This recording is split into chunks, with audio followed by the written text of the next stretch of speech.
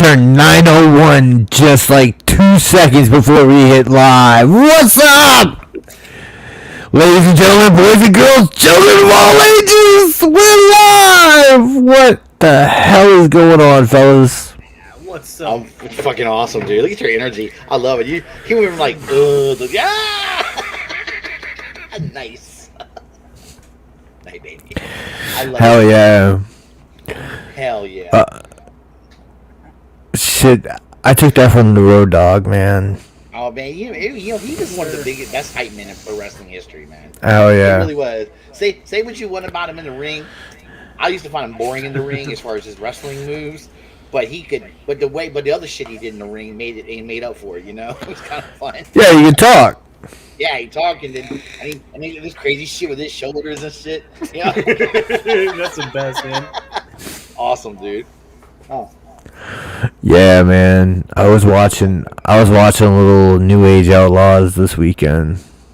Oh, that's awesome, dude. Hell yeah. Working on a diorama, fucking watching YouTube.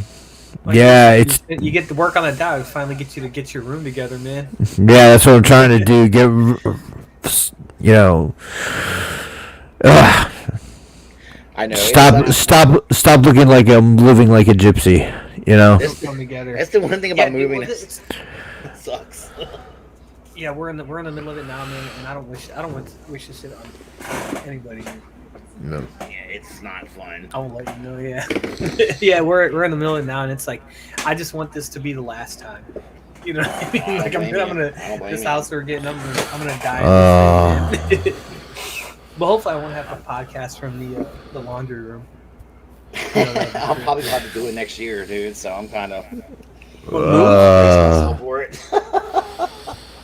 Man, not exciting. Oh shit! What's up, Skinny Vinny?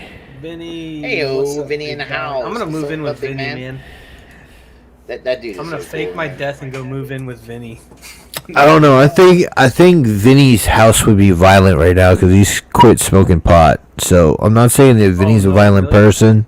No. But usually people that stop smoking pot get really violent really quickly. Well, it's funny because I feel like he was. He just isn't. To me, I'm not used to like Vinny with no pot. You know, it's like, come on, Vinny. It's like a different personality almost. It's a little weird.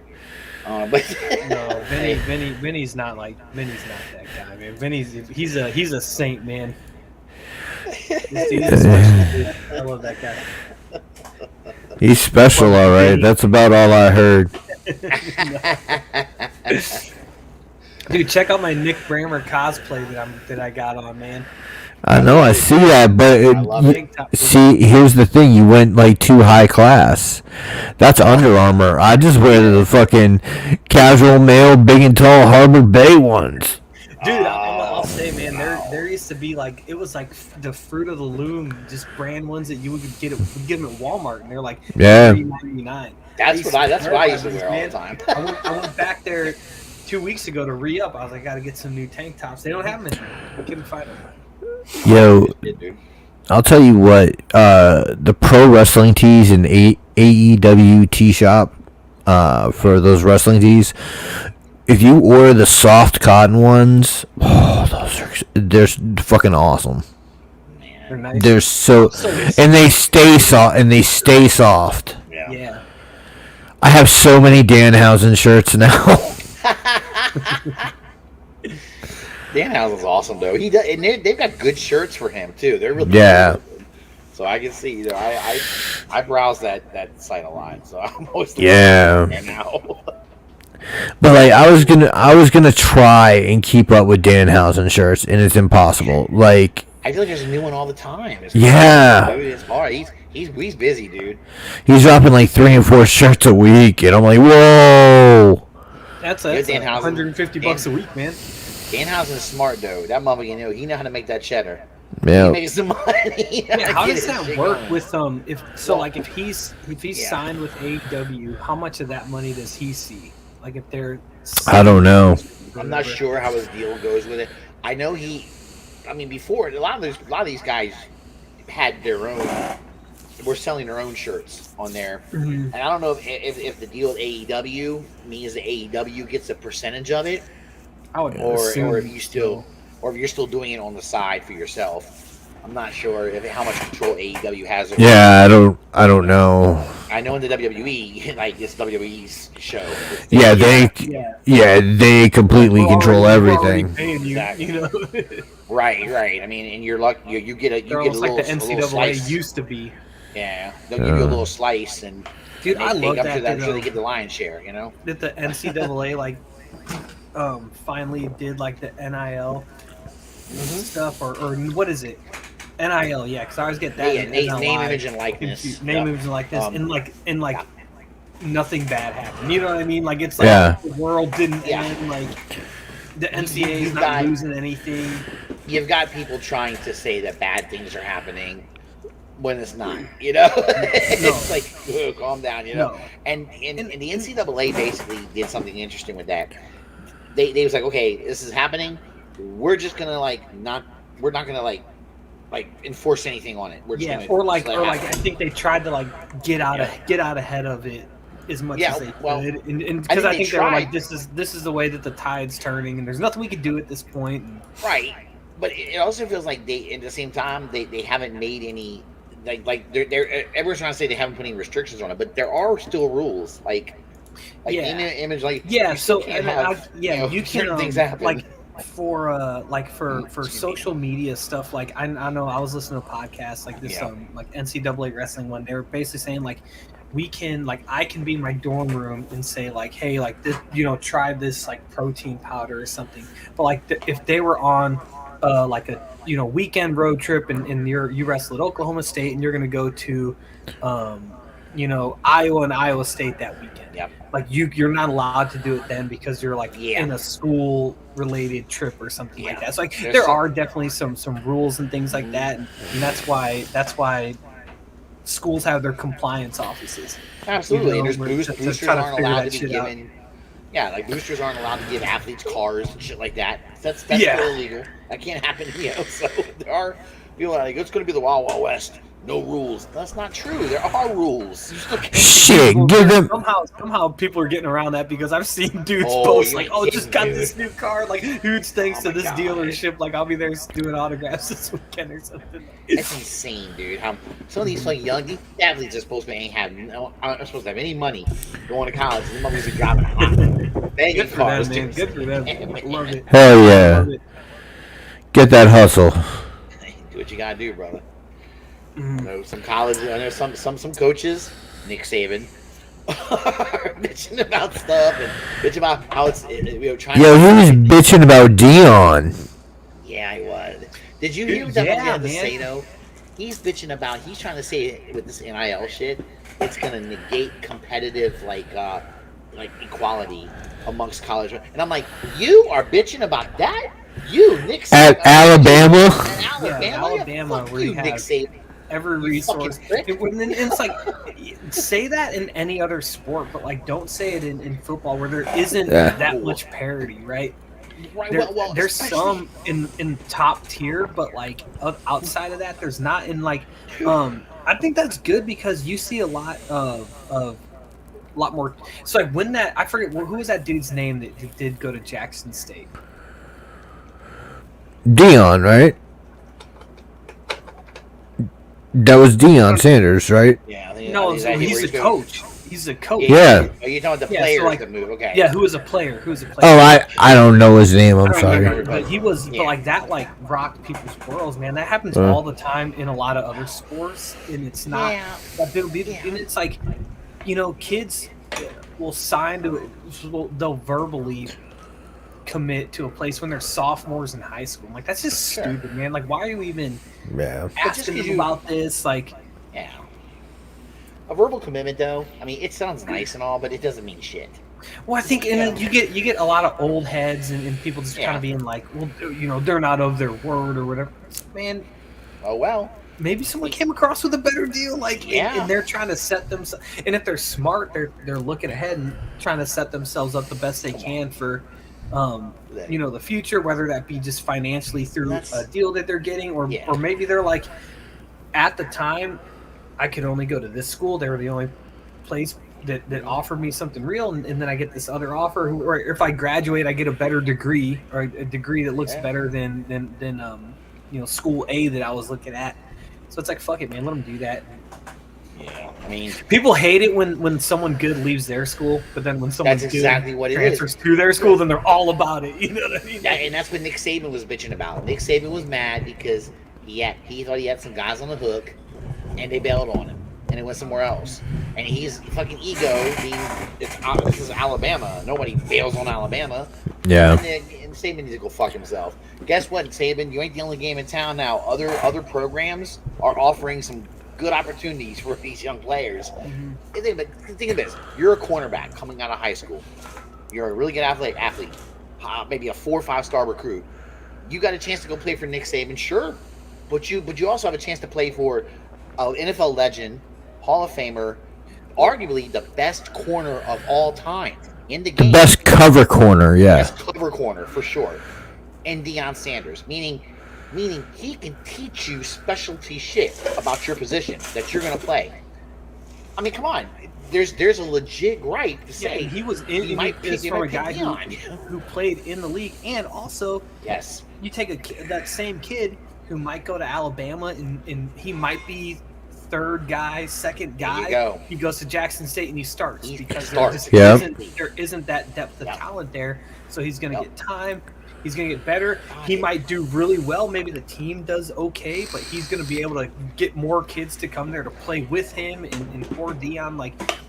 Because he's a starter, so he gets more attention, more eyes on him. Even if the team isn't doing that well, no, he's going to get more than he would at Alabama when they're just in the small pond with all the sharks. Yeah, you know.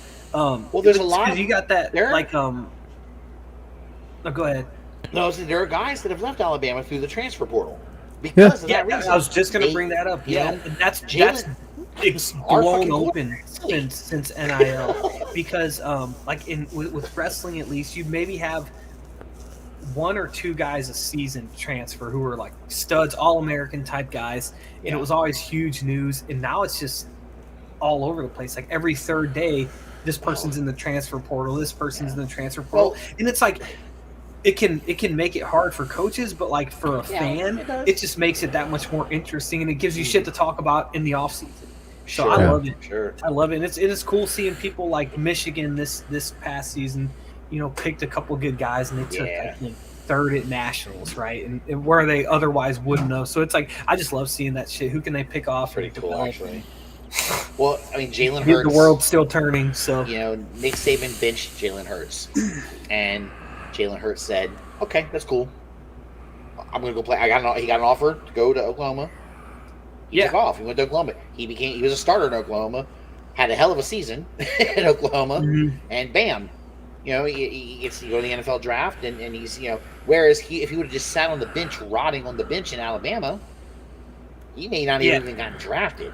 Think about that. Because he's crazy. In those eyes, it's not like, and I know that they're gonna look at if you're like a NFL, if you're on staff somewhere and you're like in charge of recruiting or something, like you're probably going to practices and D1 practices and just seeing like, to try to get somebody cheap, or maybe someone for the practice squad. You might be looking at like a third string center or something like that. But I mean that's rare. You're not going to get as much money. They're not going to be talking about you on ESPN necessarily. So, but go somewhere and get your money. Man. Yeah, there are guys that they know they're going to go to the league. And there are guys that are playing this shit until they go do their real job, Yeah. And it happens, right?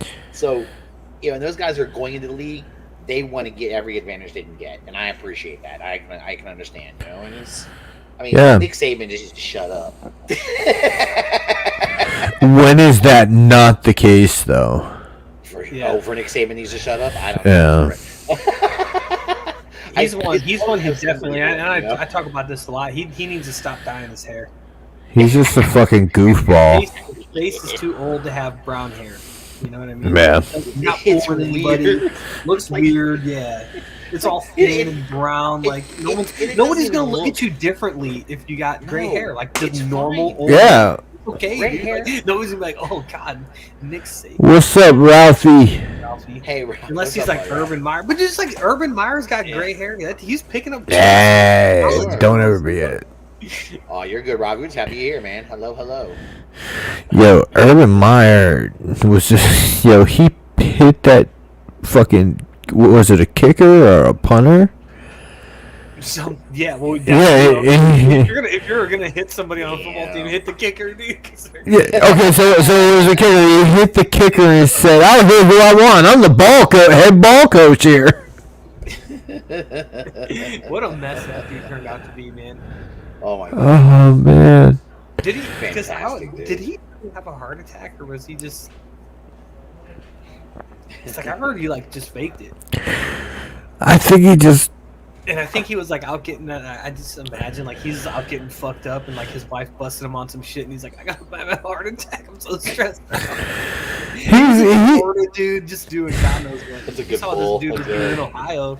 Yo, see, like you guys gotta think. Florida is America's Dagobah. I love All right, and so that means when you come into Florida, you've got to pass the dark side cave test.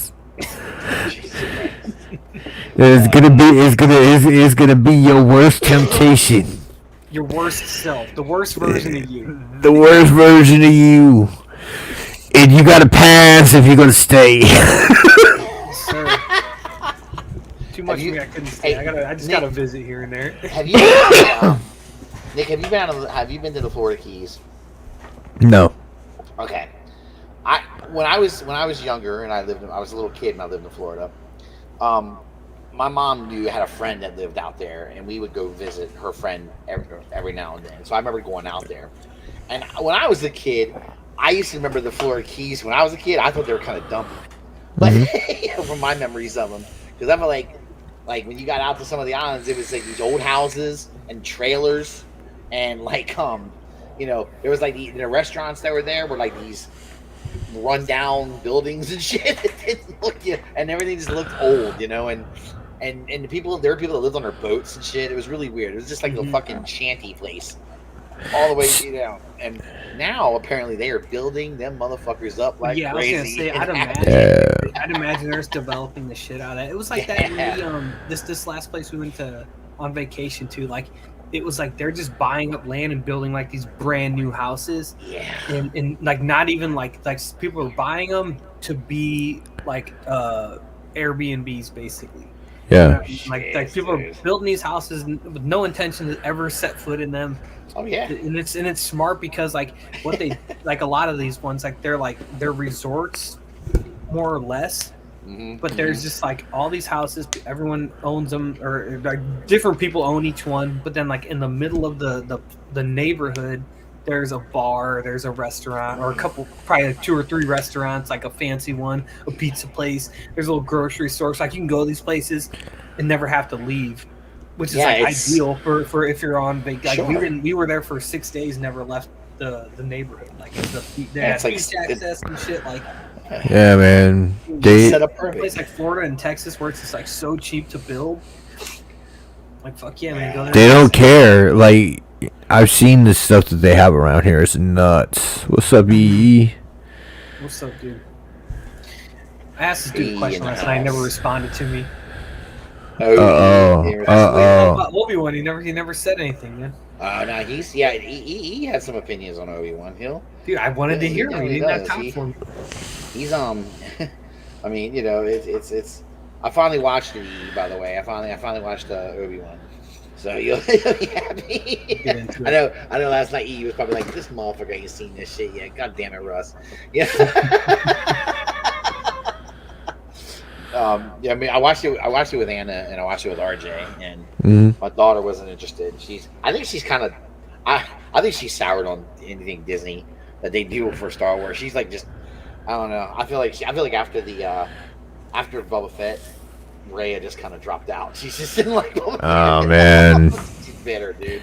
I told her, I said, this might be one to get back in with, and she's like, she says, I'll catch it sometime. I'm not just shit. All right. Like,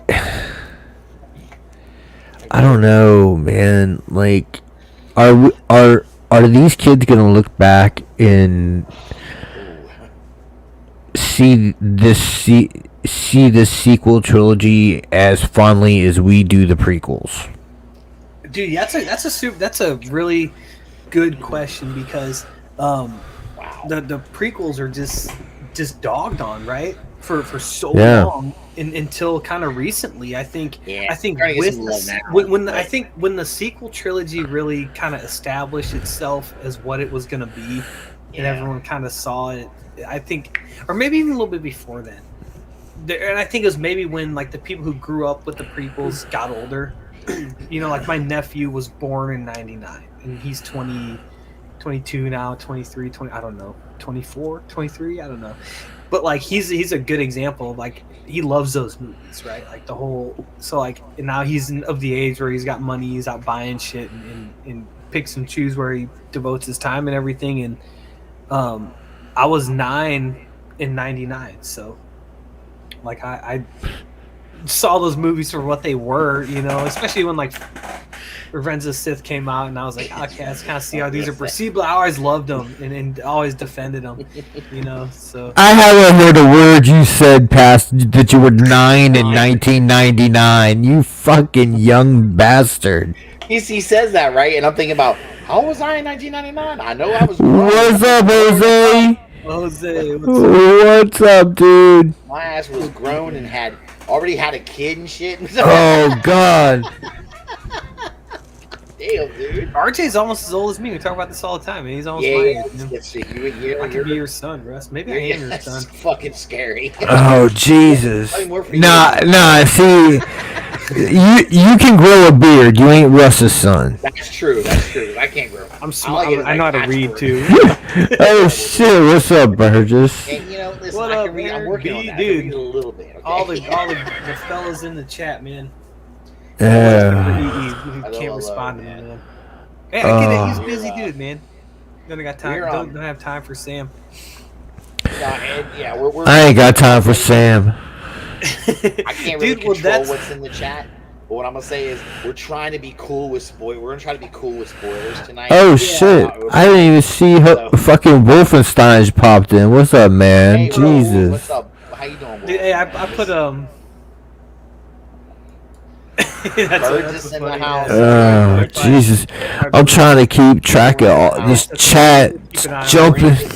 Yeah, so Brian brought up a good point. I remember when the sequel trilogy was starting, I was listening to they had like the Fwoosh podcast. The Fwoosh is like Robo, and he does like their YouTube stuff now. But before he was more involved on that end, there was I forget the two dudes' names, but they would do a podcast every once in a while. And I really liked it. I didn't agree with everything, but they did like a kind of a deep dive in the prequels, and they kind of summed up, I think, what a lot of like people felt at the time. Dude, Brian said it. He said your mic's too loud.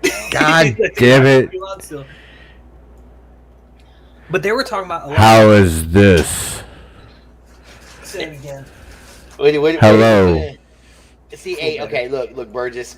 It's funny, Burgess, you say that. He says the prequels are his favorite. I tell you what, I won't say they're my favorite, but I've had a love for the prequels for a long time, and I know you can pick them apart. I know there's lots of issues with them, but I mean overall, holy shit, I just love the story, and I love a lot of the shit that they He's onto something with that. They actually showed us stuff. That exactly, dude. So I was on. I was on. What was that? What was that show that Gorton them did? Bobby did. The Force Sensitive. Yeah. So I was on. Yeah. I was on that one of their episodes, and I kind of described it, the prequels versus the sequel trilogy. Whereas like, you know, where you can go to like the top of the Sears Tower or like the Empire State Building and look through those binoculars, right? And you can pull back and you can get a whole view of the city and see everything. Or you can look through those binoculars and just see like just one thing, one group of people walking on the street, one couple talking here and there. I feel like the sequel trilogy was that, where it's like you got really focused in on these characters, but you had no fucking idea what was going on in the rest of the world, or like what built, like you had no sense of the universe when the capital planet or whatever got destroyed in The Force Awakens. Like, was that Coruscant? Apparently, it was this planet called Hosnian Prime that you wouldn't have known unless you like the novelization. And then I feel like the prequel trilogy was just kind of, I thought like a better blend of that okay, we're gonna focus on these characters, but we're also gonna give you a sense of the world so you can get some bearings at least. So like, why do these things that they're doing and saying even matter? Because they make sure to let you show what's going on, I mean, or just contextualize things. For real, before tonight, I hadn't heard too many people say that Revenge of the Sith was their favorite movie, because that's mine. That's my favorite Star Wars movie, without a doubt.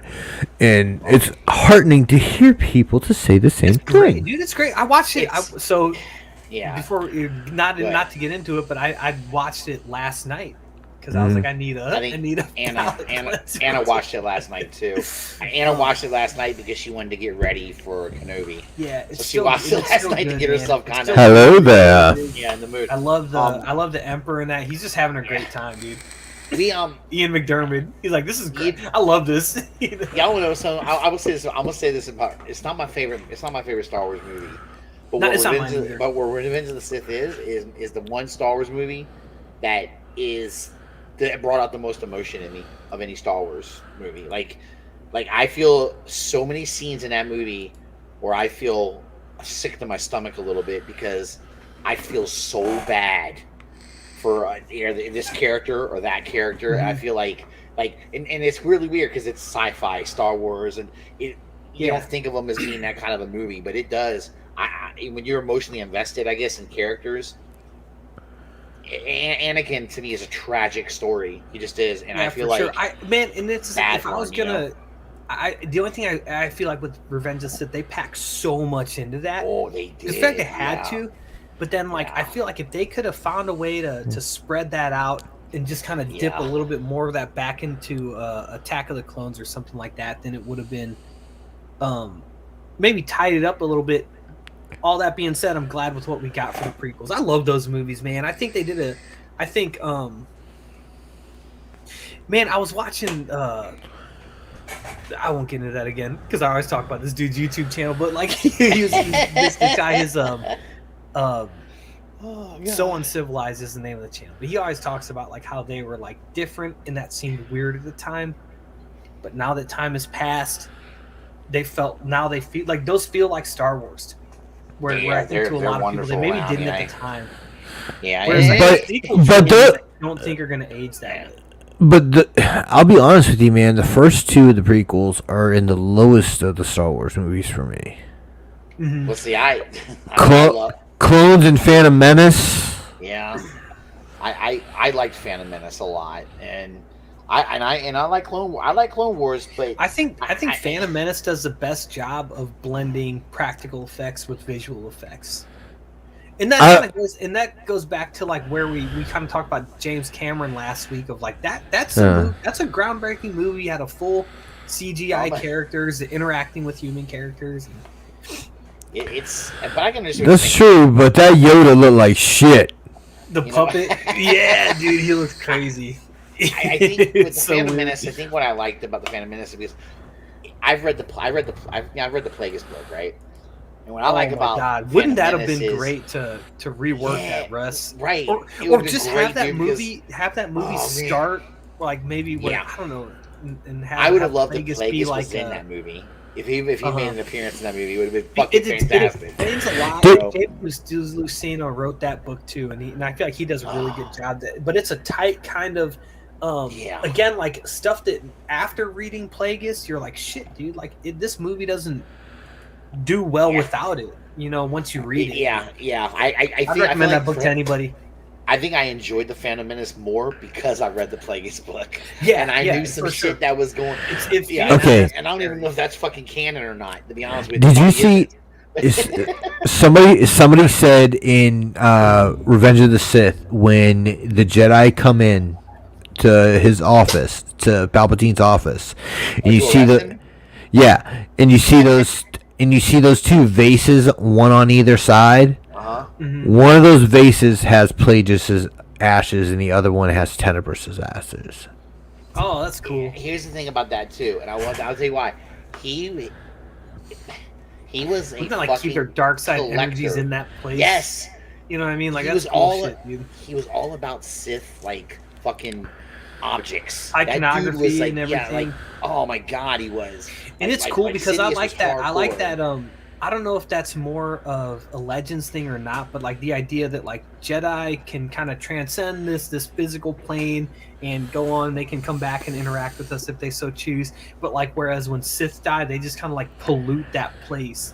You know what I mean? I think that's like a really cool thing. So it's like if we have all these artifacts that like in your, like, of the dark side, it makes you stronger. Like you can feed on these things. That's the way Sith get around it. Is they create holocrons and shit. And they leave behind their they haunt. Russ, you mean wayfinders? Oh yeah, and they haunt shit. Yeah, dude, like that's cool. Shit. Like they just hang around, man. And the fucking tombs. Well, dude, so like I'll say residuals. The Last Jedi was really high on my list, and then Episode 9 came out, and I was like, oh, well, none of that matters anymore. So I feel like my list now, it would just be the sequel trilogy, would just be at the bottom in any fucking order. 9 would be the worst because that movie's the worst thing in the world to me. And I hate it because they're like, Nick, I find your lack of faith. Well, like we always go back and forth, but I feel like we agree on a big part of this. Whereas, like, I would be cool if the 9 movies were just the good guys versus Palpatine, but because they didn't think of that until the last one, it makes it feel rushed, shoehorned, whatever. Nobody but I foresaw this. Yeah. And it's like, I would love that. I'd have been cool with it. Like, this is the Sith Lord or whatever, and he's they mention, even in the original trilogy, they mention the Emperor in Episode 4.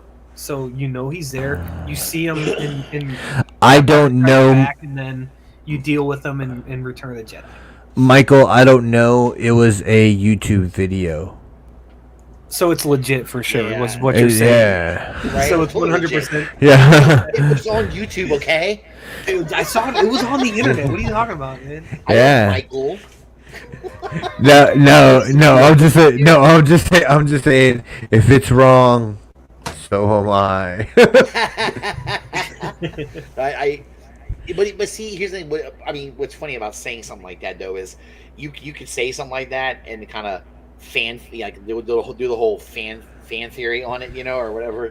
Mm-hmm. But it would work because it would fit Sidious's character. Yeah, so that's kind of shitty. A lot of the stuff that it was like when they pull these Legends writers into the new canon.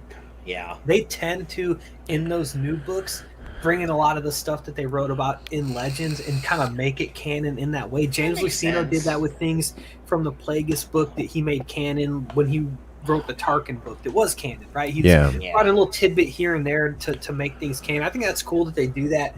And then if you're like really bugged about that, just remember that it's all made up. It doesn't matter. That's true too. That's true too. Yeah. Like whatever you like and think it's.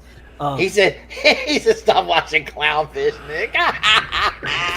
That's so funny. I bet they're trashing the Kenobi show. I can only imagine what they're saying on that fucking YouTube channel. Oh man, I had to stop watching Star Wars Theory. I used to love that dude's channel. The most about him is that when he wears a hat like this, he tucks his ears into his hat. Yeah, it's weird, isn't it? That's a strange thing to do. No, not a beanie. Nick, you're wearing a beanie, dude. That's completely different. No. He does it with like a ball cap.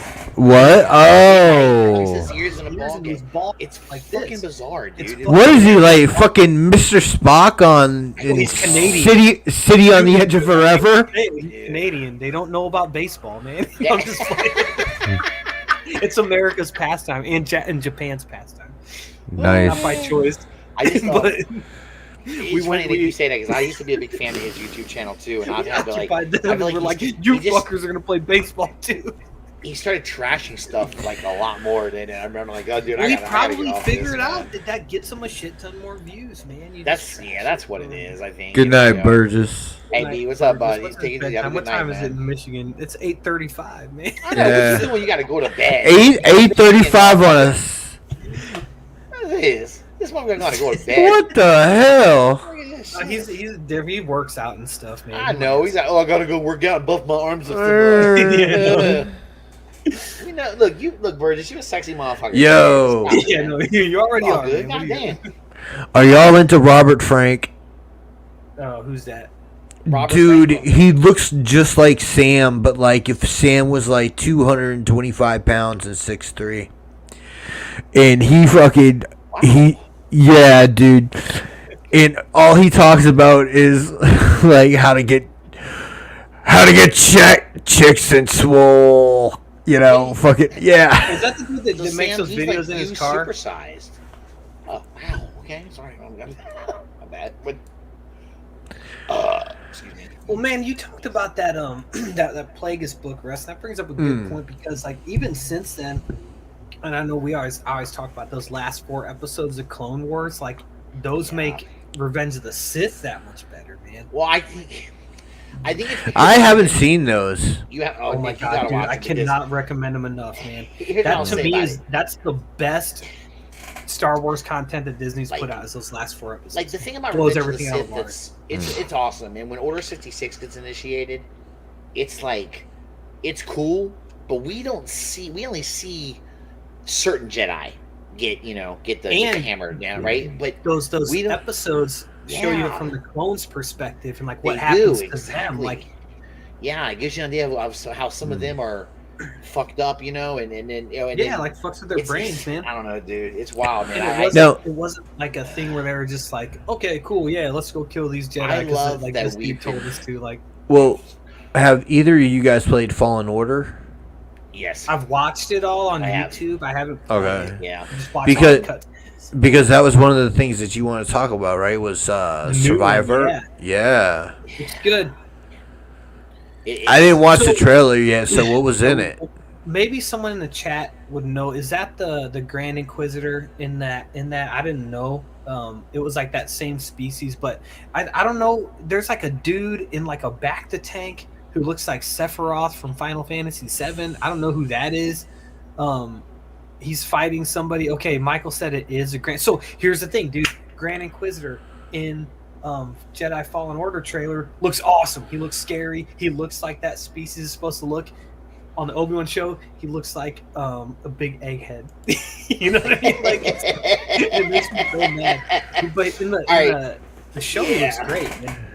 Okay, that's what I said. Yeah, I chucked it up to animation. It wasn't much but a teaser, but like I don't know, like in the Obi-Wan show with the Grand Inquisitor, the live action egghead, which like he clearly has like a full head of hair under that, and his face is really round. Did you notice his head is like a ball? It's a perfect ball, dude. It's really perfect. It's a soccer ball. It's an Umbro soccer ball. It's like a soccer ball with a face. A couple things and this isn't spoiling anything. They fixed his eyes. I feel like he has those Sith eyes a little bit, and that helps. Yeah. And I think his voice and cadence and everything is cool. Yeah. Something about it, dude. Looks like even in Revenge of the Sith, like the makeup that they did for that species, they're like from Buddha Power or whatever. Yeah. Even like the dudes in the background like looked leagues better than this guy does. Like I don't know what that is. My their heads were longer. I felt like. Not quite as round. They're a little bit longer face. Yeah, it's weird. It is. It's. I think the problem is. Rebels drew inspiration from that character design in Revenge of the Sith, and it looks like Obi-Wan drew inspiration from Rebels. Yes, but they should have drawn inspiration from the character design in Revenge of the Sith. Yes. And I agree. It's a simple little thing, dude. Like, what were you about to say, Nick? I forget. It's okay. Perfect. But like that is, and like again, no spoilers, but like that is a criticism of mine with this and with Boba Fett, where it's like. The facial prosthetics look they take me out of it.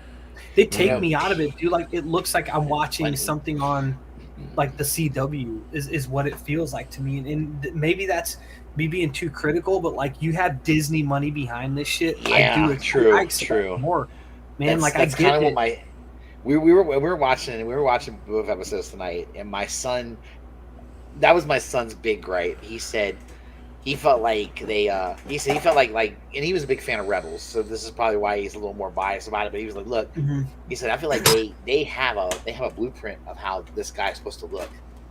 He said they know I said, well, it is live action. And he said, yeah, but he said this bullshit because he said anything with today's technology, you can make anything look good in live action, you know? Yeah. I said, yeah, but it's expensive. And he goes, it's Disney. They print their own money. Yeah, I'm like, okay, and fair enough. You know? So Michael said in the chat like it has to do with stunts, but then like he doesn't do shit. In at least the first 2 episodes, like he just kind of stands like this the whole time, and then at one point, and you all saw this in the trailer, he makes his blade spin. So it's like, I don't think he did really stunts at all. Maybe he's gonna do more down the road. I don't know. Maybe he will. Again, I haven't seen anything out of this but the trailer, but for some reason, his head isn't the right shape, but in the trailer he reminds me of Dan Aykroyd doing the cone heads. Yes, dude. Yes, that's the feeling. Like Dan Aykroyd without makeup doing the cone heads. It doesn't look menacing. It looks goofy. Like And that's the thing. So like Chuck C and I were going back and forth about Boba Fett, and he said he made a point, and I was like, yeah, dude, like that's exactly how I feel about this shit. And he was like, it seems to you aesthetics are really important, and I was like, yes. And maybe I value those things too high, to where if something is aesthetically is off to me, whether it's costume design, makeup, or in the case of Obi-Wan, like just a super fucking slow chase scene for some reason, like it's like that's the shit that I'm like, it takes me out of it, and that's just a personal thing, and I wish I didn't have that hang up, but in the same way that like when I read a good book and it doesn't have my favorite artist on it, or one that I'm a fan of, or one that I am kind of critical of, it's hard, not that I can't get over, because I'll say like I forget who does the art for East of West. I'm not a big fan of the dude. Nick Pitara. It's not Nick Pitara. Doesn't matter. But that's one of my favorite books of all time, and I can get over that because the story's so good. Yeah. Whereas at least with these first 2 episodes of Obi-Wan, is not the case. There's good things about it. I'm not going to take that away. But it hasn't drawn you in even with the 2 episodes at once. No, and it feels like coming after Boba Fett, it just feels like more of the same. Like just like what I'll give an example of like just background characters just kind of like just seem like they're doing nothing. Where like an example of it is the first episode of Luke Cage. Okay. He's like at the barbershop sweeping up, and then he's like, oh shit, I'm late. I got to go to somewhere else. I don't know where he goes. And then he's just strolling like slowly through the street because they needed a shot of him doing that. And like to me, I'm like, I don't know, like this is what I'm talking about. It's like the silliest little shit. But then like a good example of it is like the first Ninja Turtles movie, where like it shows all the kids hanging out in like the Foot Clan lair, and they're partying, they're playing cards, they're eating Whoppers, they're putting stolen goods in different boxes. Like for some reason, that's all believable. But then I feel like with these shows, it's like it feels like they're filmed in like a cupboard, because I think we have this much money to build 150 feet of set here, so you really need to take your time getting from this point to the other. And the background characters need to do the same. And we don't really know what language you're speaking, so you kind of just need to be in the back, like gesticulating in a certain way. and I hate to say it, like it feels very TV to me. Okay, I feel like the first season of Mandalorian didn't feel like that. I don't even know. So let me ask you though. I cannot compare this Kenobi show to fucking Boba Fett. I'm sorry, in no way. No, but it's better than that at least. It's way better than that. But I kind of understand. I do feel like sometimes when I'm watching and not the Mandalorian, because that's the one show that doesn't do that. But Boba Fett sort of threw me off, where I feel like Disney is half-assing it. Was there like, because I feel like at least in perception, it seems to be after Mandalorian season 2. There's been like, was there a drop off? I thought Boba Fett was a unique thing. Yeah. And I feel like maybe that's just what we're gonna get from here on out. I don't know. I don't know. It's funny as you say Jose said that. I don't know. I mean, is it that we're not used to seeing live action? That's a good point. Maybe we're not used to seeing a lot of. I mean, you can see the movies, yeah. They're putting out a lot, but we're maybe also seeing. Well, we're also seeing a lot of characters that were animation first. Now they're live action, and that's a little. Maybe that's a little tough. Hard that's tough. Maybe we're just not. Here's the deal. I think that Disney needs to let Star Wars go to some of their other studios also. That's actually an interesting idea. I want an R-rated Miramax Star Wars movie. yeah, they have them. Well, I mean, it sucks because that's what those anthology movies were supposed to be, and then for one reason or another, they just kind of nerfed them all. And it's violent. It's violent enough for sure. You could up the violence in Star Wars probably a little more. But it already has a lot. I mean, Star Wars has a decent amount of violence in it anyway. I want a quality director on Star Wars. See, that's what kills me. You'd think they would get a lot of people that want to do this, that want to be. Dude, really I don't know, man. I feel like Russ, it'd be the opposite because you're a director. You're a director who makes good movies. It's like, let's take someone like Robert Eggers, who pretty much just makes movies for A24, and it's like, what other than just money, what like incentive would there to be to do a Star Wars movie? Because like you're just gonna get dragged through the mud by some portion of the because you want to fucking do it.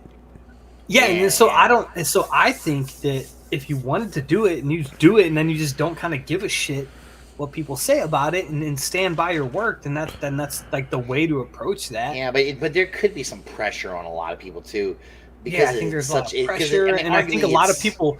I mean, you saw Colin Trevorrow, who was supposed to direct Episode 9. You saw that there was constraints on him, and I think because of that, they had creative differences, and he left. Like, it was Gina Carano. We can go X-rated. Yeah, yes, sir. I please. It's funny that you say that. I know. I think Deborah Chow is directing every episode of this show. Yeah, and I think that's there's been some goofy stuff, but I think that's a net good. Yeah. Okay, Disney has a relationship with Quentin Tarantino. Give me Quentin Tarantino Star Wars, god damn it. That's get a Tarantino Star Trek movie. I want that too. I would like to see what he does with it. I would love to see what he does with it. I really would. The curiosity. I mean, the amount of directors that they work with. Yeah. Mm-hmm.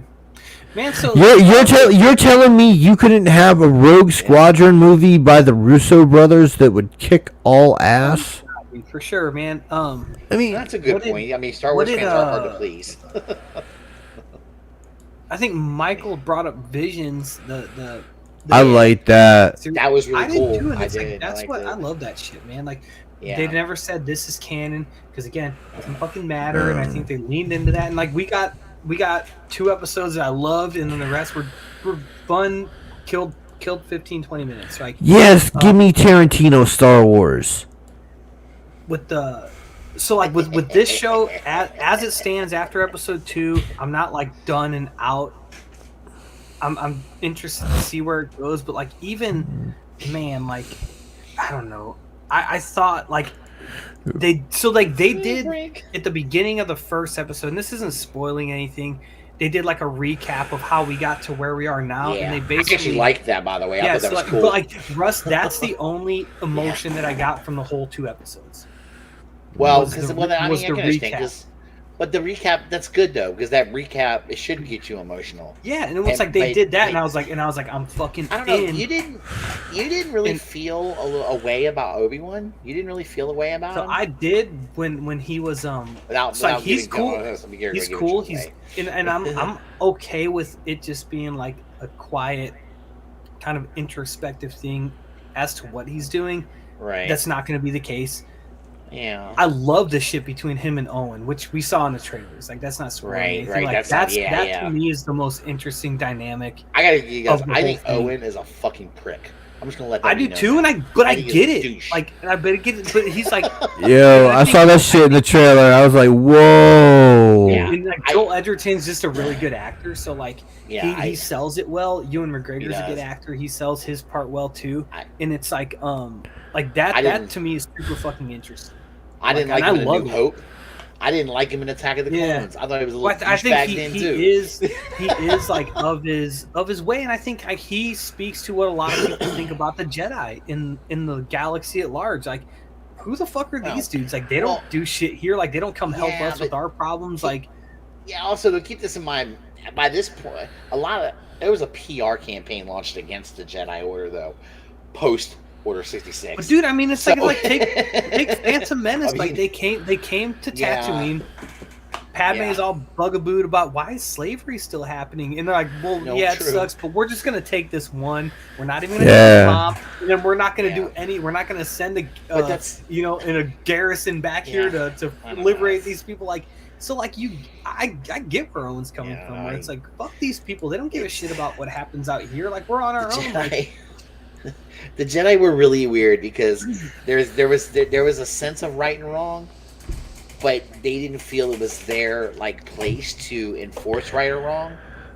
It was really weird. The Jedi were like what the Avengers would have become like under the Sokovia Accords, where it's like they needed they're too constrained. Yeah, the Jedi are what happened to the Justice League in Young Justice when Luther took over the United Nations.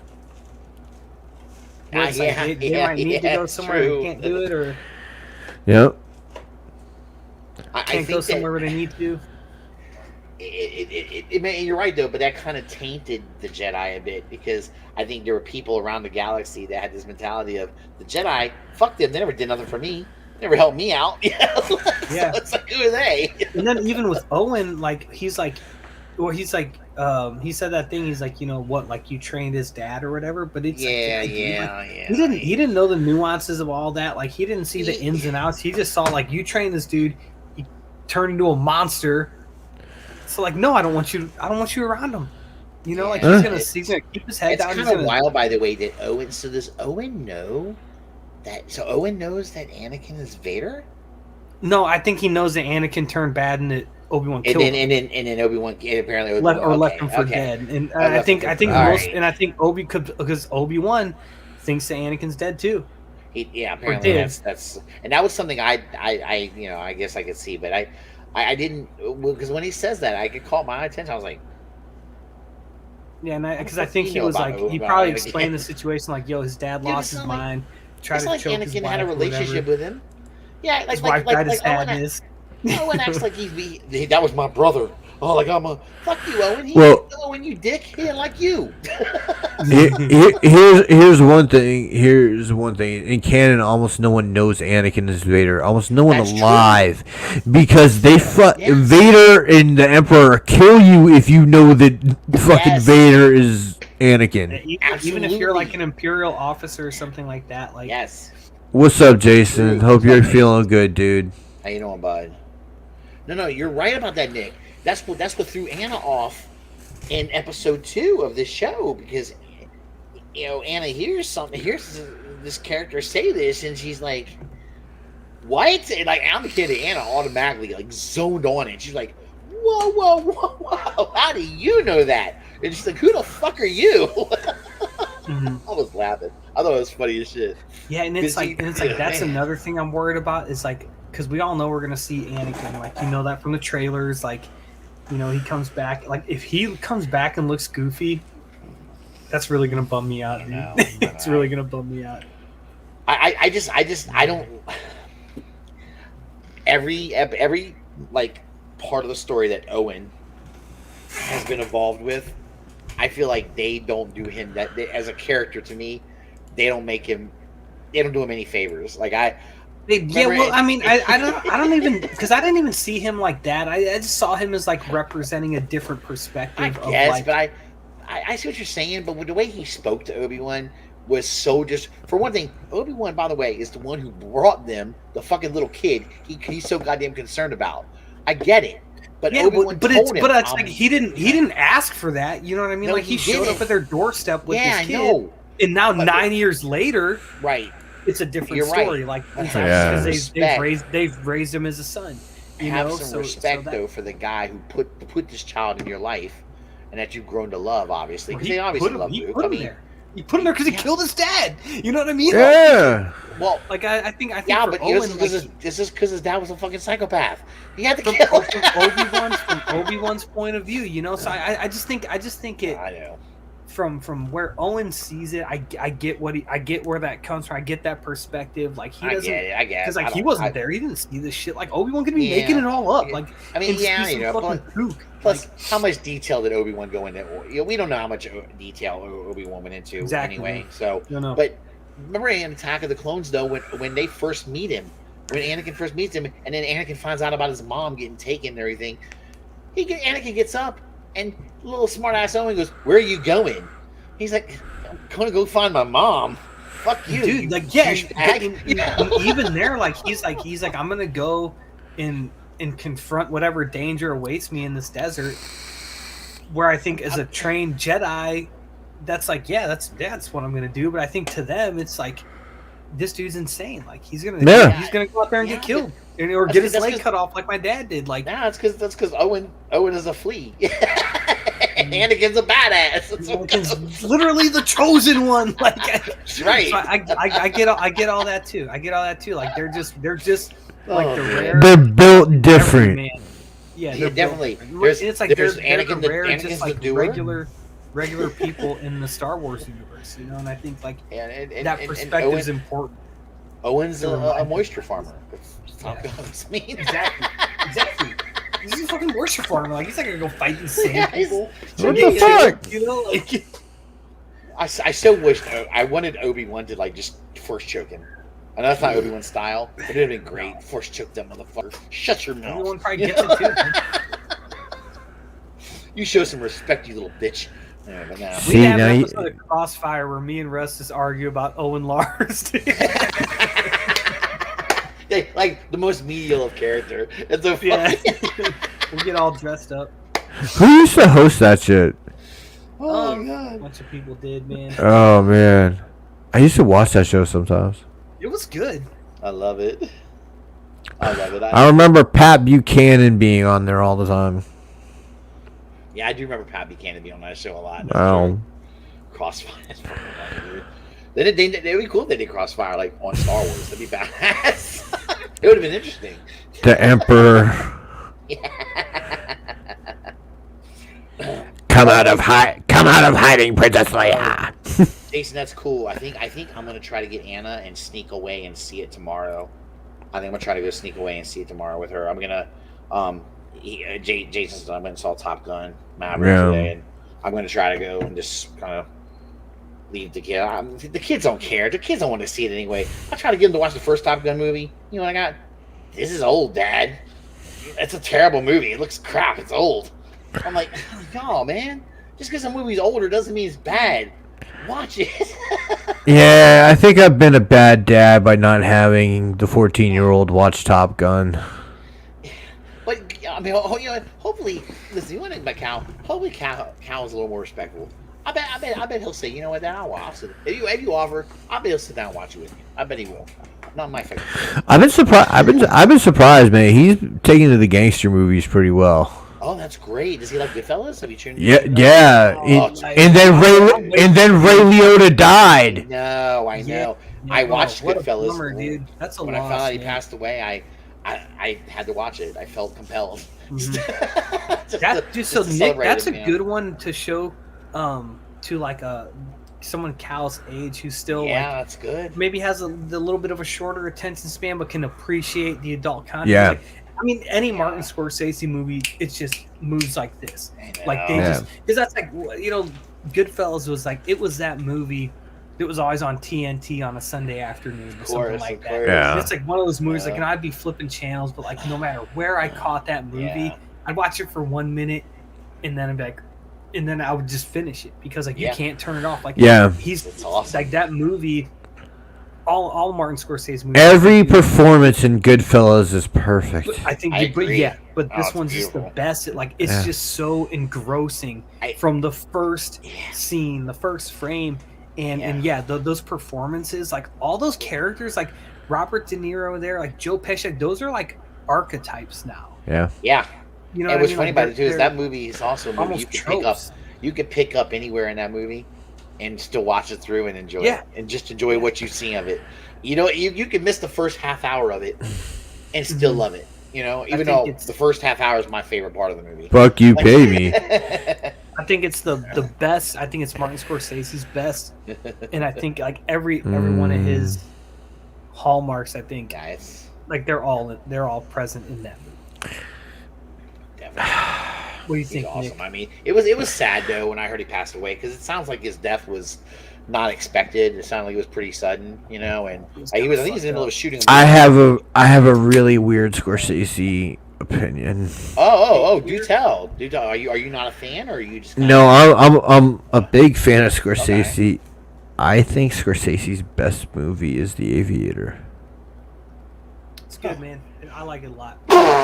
Excuse me. Sorry. Let me sneeze on that one. I think that's the peak of Martin Scorsese as a film director. It's good. Yeah, I really liked The Aviator. I thought it was a good movie. I enjoyed it. It's hard to say. I don't know if it's my favorite Scorsese movie though, but it could be his best though. You might be right. But I don't know if it's my favorite though. But I think my favorite fucking crime movie from Scorsese might be The Departed. That's another one that's up there with Goodfellas. Whereas once you start watching it, you can't turn it off because it just moves at such a clip. They're almost like it's almost like you're watching like vignettes or something like that. Yeah, you know what I mean? Like where it's just like immediately gets you, and then you gotta watch the next thing. Yeah, that's a good one. I love that movie. I love The Departed. I think those might be my top two. Be Goodfellas, Departed, and then I really like the movie Cape Fear. I know it's a remake of a novel, of a movie based on a novel. I love that movie. Cape Fear is good though. That's a good movie. I like De Niro in Cape Fear. A lot of people, because I grew up with my grandmother and shit, and she was into TCM, and so I watched all those movies too. A lot of people say that they like the Robert Mitchum performance better, but I disagree. I found De Niro as Max Cady. I think he's one of the greatest screen villains of all time. He was an absolute menace in that movie, man. Yeah, for sure. Yeah, Vinny fellas part of Gangs of New York. I mean, that's Gangs of New York. Gangs of New York's really fucking amazing. That's to me because that's a period piece for me. Yeah. And I love period pieces. I'm so into that shit, like historic stuff, you know. And Gangs of New York was just amazing. Just kind of like one like that where they really go out of their way to show the little details. Little details. Robert Eggers does, and I know this is the fifth time I brought him up on this episode, but like he does a good job of that too. Like of really deep. I need to go see that Northman shit. That looks good. You can get it streaming. It's pretty good. It's a good movie. You got to rent it for like 2 I might do that tonight. Dude, I'll show the baby. There's this clip that always pops up on Instagram where he's just like screaming in the woods, and then like I'll show it to the baby, and she'll like see him, and she'll be just get swole up. Now, did you guys like Casino? Yeah. Oh, I love. See, I like Casino, but I loved it because it got the boys back together a bit. But I didn't like it. But Casino just wasn't as good as Goodfellas. Yeah, I always felt Casino was derivative. Yeah, me too. It's a tough thing. Yeah, and it's like, how would that have been different if Casino just would have happened to come out first? Right. And then like there's Taxi Driver. Yeah. I mean, Scorsese like is in the talks for the greatest director of all time. Mm-hmm. Well, he's definitely done some amazing movie. He's got like a movie library where you could easily say maybe there's not one bad one on there. I mean, really, I don't know. Is there a bad movie? Is there a bad Scorsese movie? That Clockwork one, whatever, the clock tower thing. I forget what the fuck it was. Yeah, he did like some goofy action movies, kind of here and there, like almost kids movies. Yeah. But he did. I don't know. I like The Irishman. I haven't. I did. The Irishman was good. Yeah. Yeah, I haven't seen every Scorsese movie, so I don't know. There could be some bad ones, but I've never heard anyone say anything bad about a Scorsese movie. Jesus Christ. You're gonna make me look it up. I hate that movie. See, I hate movies, and I try to take them out of my memory, and you make me fucking remember them, Russ. I'm sorry. Did you guys like Shutter Island? Because yes. I like Shutter Island, but Anna did not like Shutter Island. She didn't. She didn't like the what it was. I don't know. I think she liked the movie, okay, but the idea of the way the movie was, it freaked her out a little bit because the whole reality, not reality kind of shit. You know? Yeah, and then like still being dude. At the end, like he did Mean Streets, Taxi Driver. Yeah. New York. Mm-hmm. The Last Waltz documentary. Wait, I forgot about that, bro. That might be in my top 3. That is incredible. Like that was by my dad. We watched that every year on Thanksgiving for some reason growing up. And it's if you haven't seen it, it's the band. The band is the name of the band. Yep. It was their last show, and they brought like everybody out, like Van Morrison. It's kind of cool, actually. Like pretty much everyone who was big, decent at the time, and it was like their last concert. He did that, incredible. Dude, but we're not even talking about like some classics, like Raging Bull. Yeah, Raging Bull. The King of Comedy. Yeah. Jesus Christ, man. The Last Temptation of Christ.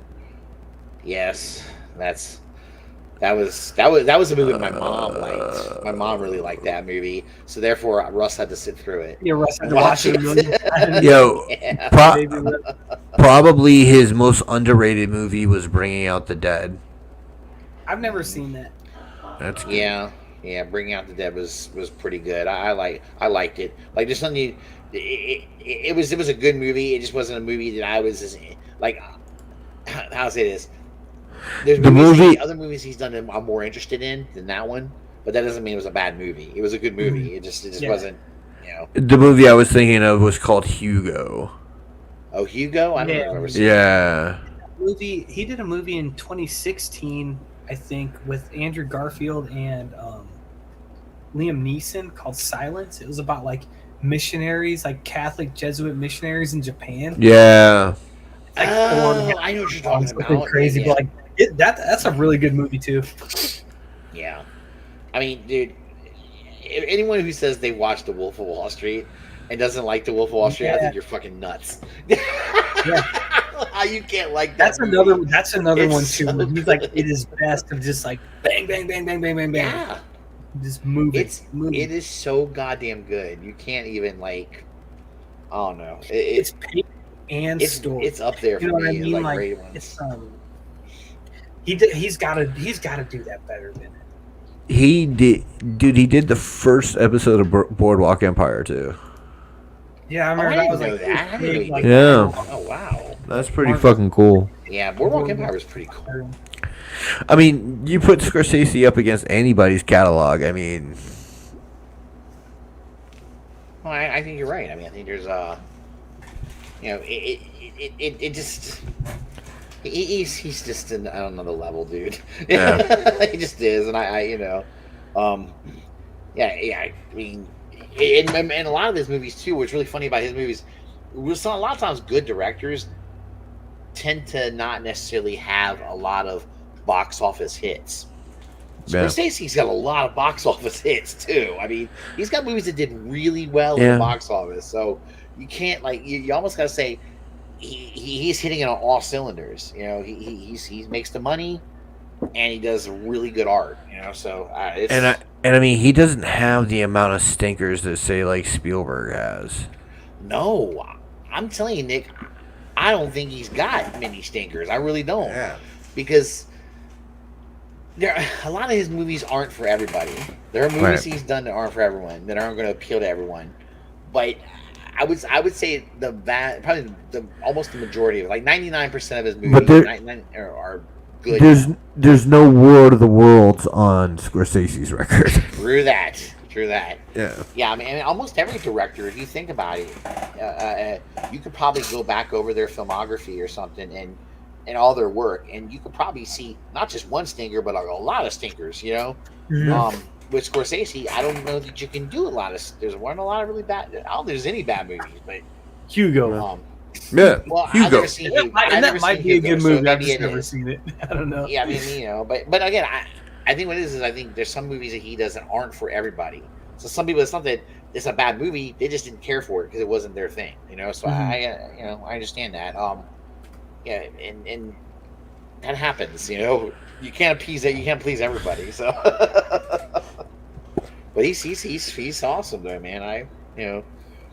It sucks that when Ray Liotta passed away, it started making me think about Scorsese and a lot, Yeah. and just that whole crew from that movie, that whole pack of that movie had a crazy cast, dude. If you look at the cast of that movie, oh my god, it's insane. Like Ray Liotta, I remember hearing an interview one time with him where he was so blown away by the people he got to work with on that movie, just because for him it was like fucking paradise. You know, he was like, wow, you know, and that movie's probably the one movie he's mostly known for. I mean, he's done other good movies. Like Anna likes this one called Escape. I can't remember what it's called. Something where he plays like a guy who gets sent to an island. It's like a prison island, and they just basically have it all. And it's a lot of blood and gore, but he's in it. She liked it. There's a scene where two guys get shot with the same arrow through the head. It's like a shish kebab, a head kebab. It's crazy. I was like, oh. Trying to think of what else. I'm cheating and looking at IMDb. That's okay. It's hard to remember everything sometimes. It's tough, man. I can't. Like, I don't remember every. I can't think now. I don't know every Scorsese movie. I definitely don't. I definitely don't know. I tend to know the ones I really enjoyed. That's what I know. So, and there was a lot of them. My mom was a big Scorsese fan, so she tended to like a lot of stuff that he did. So I had to, my mom would make me sit down and watch his older shit too, you know? And it was like, oh, God. Dude, like, I don't, like, Liotta didn't do that much afterwards. No, he did was kind of low key, man. Like, Yeah. I think no, he was. he did like a couple like fill-in kind of bit parts, but like nothing really. Like, the only thing I can remember, like, looking at, because of course he did Field of Dreams and Goodfellas within 2 years of each other. Yeah, Right. and that was this early 90s. Yeah. Then 1995's Operation Dumbo Drop. But like, yeah. But the one that where I thought he did another good damn performance was Copland. Copland, yes. I don't know if I've ever seen that. That's a pretty fucking good movie, I think. Yeah. Yeah, it's it's up there. I'm trying to remember the one I liked. I really remember him in. I dug. What was it called? Oh, the one that Anna likes is No Escape. That's what it is. Which I was kind of like, I don't know. What the hell? Not Dumbo. It wasn't Dumbo Drop. Although I did see that movie, and I was like, oh God.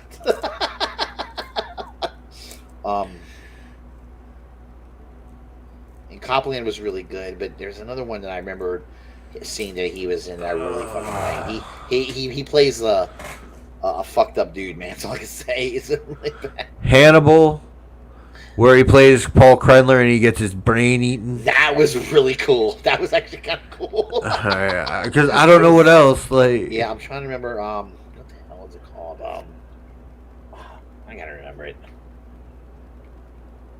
damn it.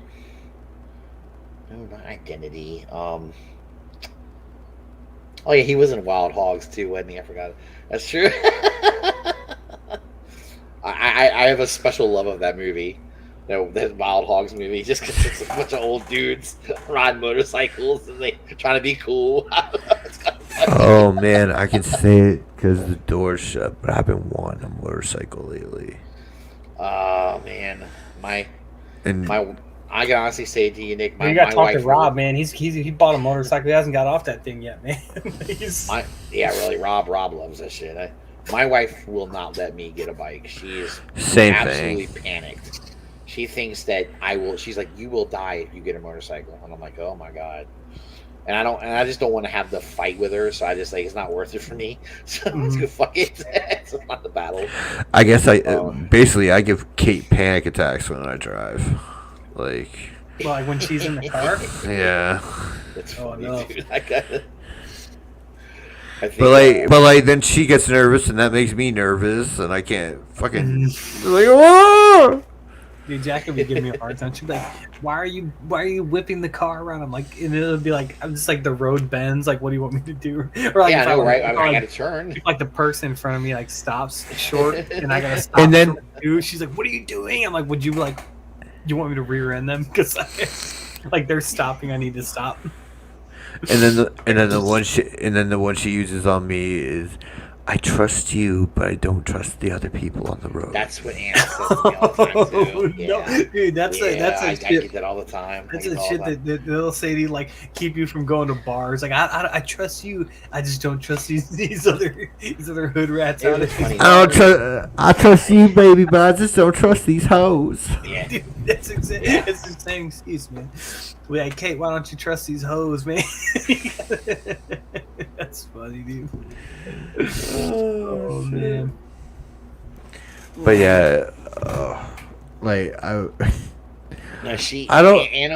Anna always gets on my ass about it, but here's the craziness, right? And if she ever watches this episode of the show, she'll probably really get pissed at me for this. But Anna's had more car accidents than she's the one that has the accidents. Now, not all of them are her fault. A couple of them are. Dude, I've never on wood. I've never had one, dude. I've never had one where I haven't had one in years. I haven't had one that. This is what I'll say. I haven't had one where it was my fault. I have been hit by other people, but I've never had one. But there wasn't no parking. Russ was doing his running around. He was just riding the city bus. So yeah, right. There was a parking sign that got fucked up by me. I will give you that. I bent that bitch good. It was like whoop. But I did hit. I hit a parked truck one time. I had my first accident before I even got my license. Oh no shit! I went for the driver's license test in my stepmother's Corsica, which I had never driven before. Oh, I used to have one of those. And it had a huge ass hood on it. Yeah. And I tapped somebody's bumper with the hood of with the fucking bumper of the Corsica, the right fender of the Corsica. That's funny, dude. No damage or anything, but that was my first accident. That's great. My second accident was within a week of having my license. That one, my dad grabbed the wheel on me and we went head first into a fucking short bus. Oh, Jesus Christ. No way, sure. Oh, yeah, that's not your fault, dude. Come on, man. That's funny you had a Corsica. What year was the Corsica? Do you remember what year it was? It was like a 96. Oh, you had a newer. I had like an 88 Corsica. My shit was an old piece of crap, dude. Fucker would just stall on me. In the middle of the fucking road, it would just stall on me. I'd be trying to start. Dude, we were in middle school. I was in 8th grade, and there's this dude he was like a new kid at my school. His name was Johan Salazar. I don't know what he's doing nowadays. He was from a different country, like spoke kind of broken English, and he lived in the neighborhood. And like we were just a bunch of hood rats, right? So like he was like we was at school. He's like we had a half day the next day. He's like, man, come to my house. He's like, my mom's got liquor. And we were like, okay. And I was like, and we were like, is she gonna be home? And he's like, no, man, she works or whatever. It's like we go to this dude's house, like we're like drinking, hanging out, and carrying on or whatever, listening to music, and he's like, I'm gonna go like drive my mom's van, and like he was like his like the keys were there, like I don't know what her work situation was. So like him and like a couple other people, they all pile in his van. I stayed there because I was trying to hook up with this chick, right? It didn't work. But anyways, like they leave and come back. Like they like, went to the little corner store at the top of the neighborhood and came back. And then like they were gonna do it again. And like we're sitting there, I'm talking to this girl, and I hear like skirt, and like this dude crashed his mom's van into his own house. And I was like, it's like we look out, we see the mess. He's like coming out, he's cussing or whatever, and I like walked out his back kitchen door and ran home and just never. Sam was like, I don't know like, shit. I'm out, and also I was never here. Like, you guys will never see me again. The girl he was trying to talk to, she's like looking. What? She looks away for a second. She looks away. Sam is gone up. My shoes are still at his house today. I left them there. Like, shit. She's like, where'd he go? Where'd he go? Crazy, man. I never did anything like that. Thank God. Oh, man. That's funny, dude. Oh my God. You always tell everyone had that kid that was always trying to like impress everybody, you know. I think that's definitely what this kid was trying to do, man. God bless him. Oh man, it's like he impressed, all right. Reminds me of, did you guys ever watch Mad TV? Yes. Oh yeah. Yep. That fucking Stewart sketch. Yes. Look what I could do. That's such a good one. God. Oh my God. Remember, was it Big Mama's house? Another menacing a white guy dressed up as a woman. It's great. Big old fat white dude. As a black mama, was great. My father tried to embarrass me one of the first times he met Kate by doing Stewart from fucking Mad TV on the floor, like with the leg and everything. Oh shit! No. Yeah, and my dad is like 6'3", 225, you know, big ass dude, fucking drunk as a skunk. Dude, I love that shit. Look what I could do. I remember my mom was bitching about my brother one time we were in high school. She was like, Sean came home and he was drunk as a skunk. And I thought that shit was who was the chick in that skit that played his mom? You remember she was Stuart, come on now. She held him up, trying to hold him, he just fall down. I think that was Mo Collins. That's it.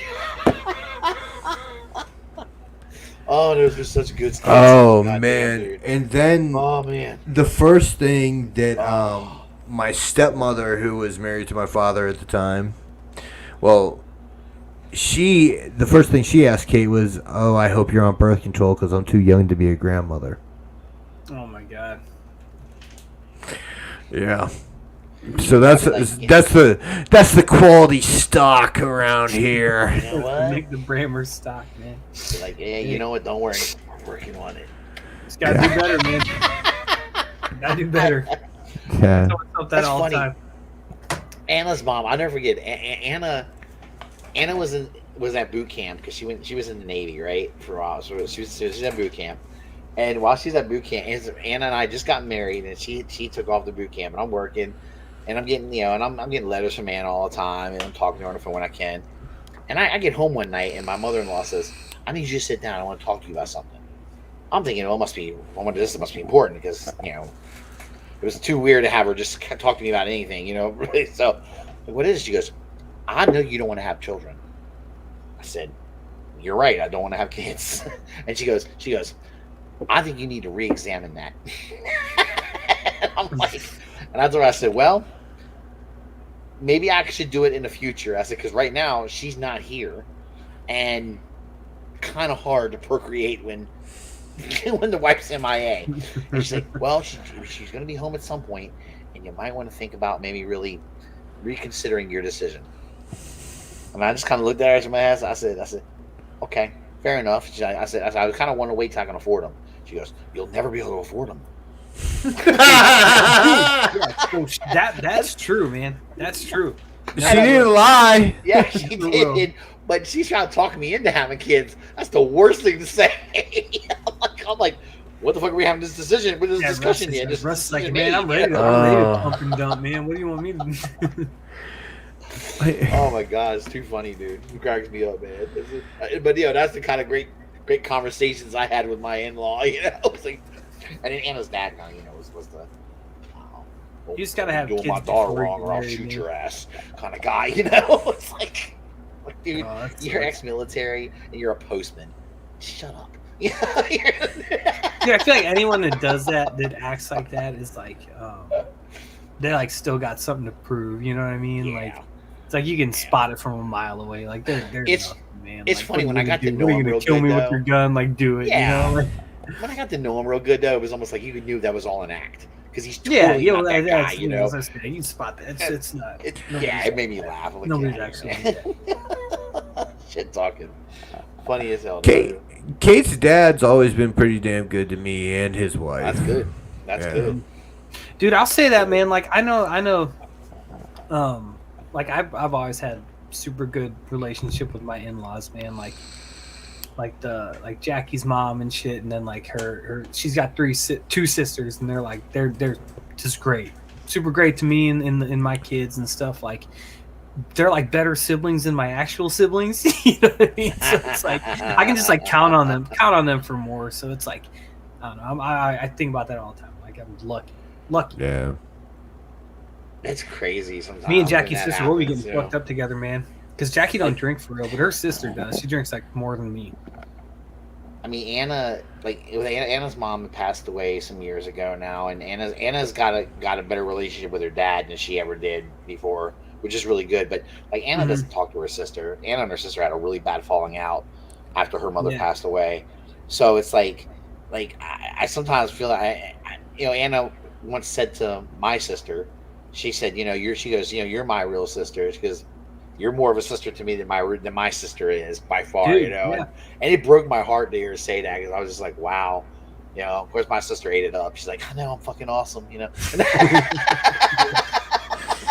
Dude, yeah, that's it, man. I've said that to both of Jackie's sisters. Like, you guys, like, I just can count on you guys for more. And that's what it's like almost like they're there by choice, right? Whereas where it's like my I feel like my brother's like, and I got one sister. It's like my oldest two siblings are old enough to be my parents. You know what I mean? Like, so I remember you telling me they're so far removed. Yeah. Like, it's like no, they're all. And then like your parents had kids from like this age to this. Like it's literally like my oldest brother's 54. Jeez, your oldest brother's older than I am. That's good. And I'm 32. Like it's like such a weird span. Fucking wild. God, did they really? Well, your parents were just knocking boots forever. Oh man! All right. Have I ever told you about my great grandfather? Catholic, dude. Oh, that explains it, dude. No birth control. Oh yeah, okay. That's it. Yeah. Yeah. Did I ever tell you guys about my great grandfather? No. I don't know. Now you got to. Oh god. Here's a good one. I think we could probably end the show early on this one. Hell yeah. My great grandfather's name was Other, and he married Other. Otho. The author of this book was Other. Cool name. Yeah. It's a cool name. You just don't hear it. Like, it sounds like somebody from how someone from Maryland says author. And he married my great grandmother, Laura. Lura. Okay. Other, whatever the fuck his name was, and Laura were third cousins. Okay. Nice. So they got married, and they had my grandfather first. Okay, and he was born in 1930. Then they had my Uncle Howard, 1933. Okay. Then they had, then there was a break. Because Other decided to run away on the railroad from his family. Dude, back when you could do shit like that, man. That's great. He said, fuck it, I'm going to go ride the railroads for a while. So she was left with those two kids, and she found another man and got it through to the family to Othar that he needed to get home or she was moving on and going to divorce him. And so then... Damn, sorry you feel that way. So then he comes home and they bust out all the rest of my great aunts and uncles. So they took a little time out. Yeah. He's getting ready to move on. He said, "Oh hell no, that's my pussy." Okay. He was all the way out in Ohio with. Oh shit! Oh my that's God. So fucking crazy. He's like, "Hey, where you going, man? Where you going, Othar? I gotta catch a train. I gotta go home." He worked on the railroad, man. That's fucking great, dude. Oh god. Well, how many kids did they have? Oh god! All right, so it was my grandfather Calvin, Howard. Okay, then Wilmer. They adopted Evelyn.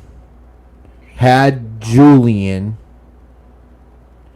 And then the last one was my aunt. Oh god, what was her name? She was a lovely woman. I can't remember her name. They were spitting the fucking kids out. Holy shit. You can tell them I was back in the day, they tore the pussy up.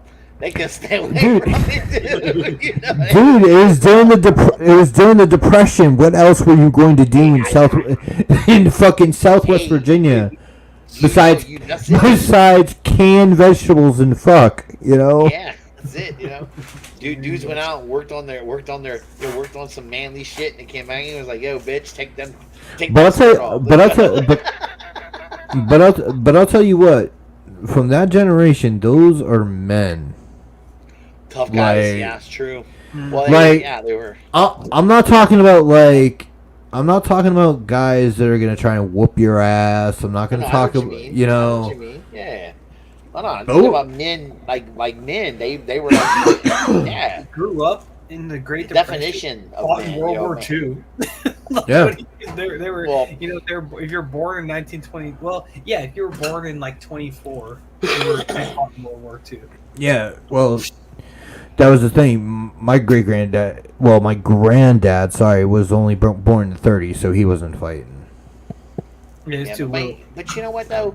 That was a generation that he did go to Korea though, and his brother Uncle Howard did go to Korea too. My Uncle Howard was a disabled American veteran from Korea, and I believe he had the Purple Heart. Oh, nice! Hey. Nobody talks about it, but like my Uncle Howard was like one of those dudes that you see in the movies on like Hamburger Hill. They got like shrapnel in their back carrying their buddies out of the fucking jungle in Korea. Right. Like a real fucking war hero. Like it's like a soldier of fortune and shit, you know? Yeah. I think that generation though was like probably honestly our last great generation. Like where like those motherfuckers grew up hard. And they they went to war. They fucking all of them. Yeah, dude. They did some serious shit. You know, like fate has a lot to play in that because in a way there's a lot of policy that ended the Great Depression, but in a way World War II ended the Great Depression. Yeah, and those guys, the ones who made it back, when they came back to America, and America became like the manufacturing powerhouse that it was, which is something that like I feel like a lot of people want to get back to, which is like the only reason that happened is because Europe was fucking rubble.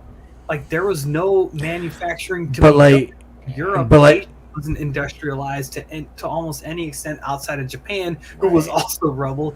Africa wasn't industrialized. Central and Southern America weren't necessarily industrialized. So it's like fate played so well into that generation's hands too, in addition to what they did, which was just like absolute fucking heroic shit. You know. But I'm a conspiracy theorist, brother.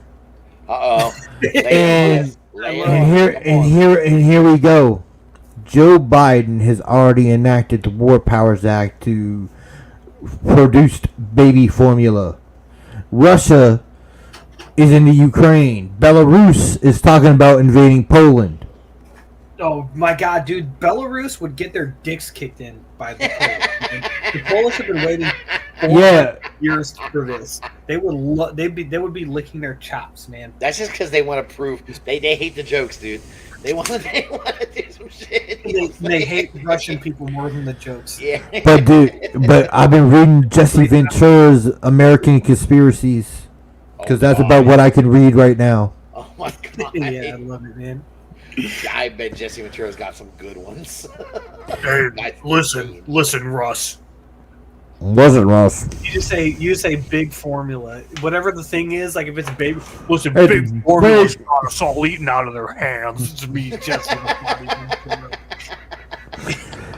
Oh man, I can't do it, Jesse. I used to love when Jesse would go on Opie and Anthony. You just have to pretend like your lips are covered with glue or something, and it makes them like to where you can't move. like you're like yeah, while you're like chewing on beef jerky or something. Minnesota. The people of Minnesota. The people of Minnesota have spoken. It's funny. It's like I look at my mom and I'm thinking like my mom comes from that generation that was born like kind of like post-war, like right, and like the baby boomers, right? Mm-hmm. Mom was like part of that baby boomer generation, and it's like, but my grandfather, he never went to war. He was just a drunk Italian. He never got, like he never went to war for shit. Like, and my grandmother was Italian Puerto Rican, so she so like when mom she hated, like my grandmother hated her husband to the point where she said "fuck you" and left. She rolled out. And my mom was like, I look at my mom. I said, well, y'all were supposed to be the great generation. She goes, great generation, my ass. She goes, I hated my dad. She goes, as soon as I got out the house, I went and partied. I went and partied for like 15 years. Dude, that's the thing, man. Like they were still like they were just like we were, just like our kids are now. Like people don't change, man. Like the circumstances change, but now my grandfather was drafted for Korea. Was he? That's correct. He was doing maneuvers in Key West, and then for some reason they took the ship up to Cambridge, and that's where he met my grandmother, and she came back with him to South Carolina. That's wild, dude. How sometimes shit like that plays. It's wild, man. Yeah. Anna's grandfather was a tough ass. He fought in World War II, and he stormed Normandy Beach. He was a bad. Oh wow. Yeah. And my dad's dad was a pilot, and then my mom's dad was on the USS Indianapolis that carried the atomic bomb, and like got sunk. Wow. Did he get eaten? No, he survived, dude. But wow, amazing! Because and I think he was an illegal immigrant, and that's kind of how my mom's side of the family ended up here, man. That's wild, dude. That reminds me. I got a real quick question for y'all. What are you guys' favorite monologues in movies?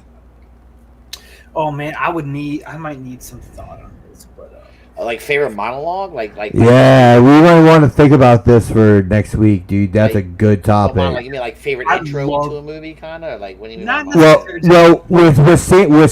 what Sam said reminded me of Quint in Jaws talking about the Indianapolis. Yeah. Oh, like where someone just kind of goes off on a movie on like a story or a tangent or something, talking about something. Yeah. Oh wow.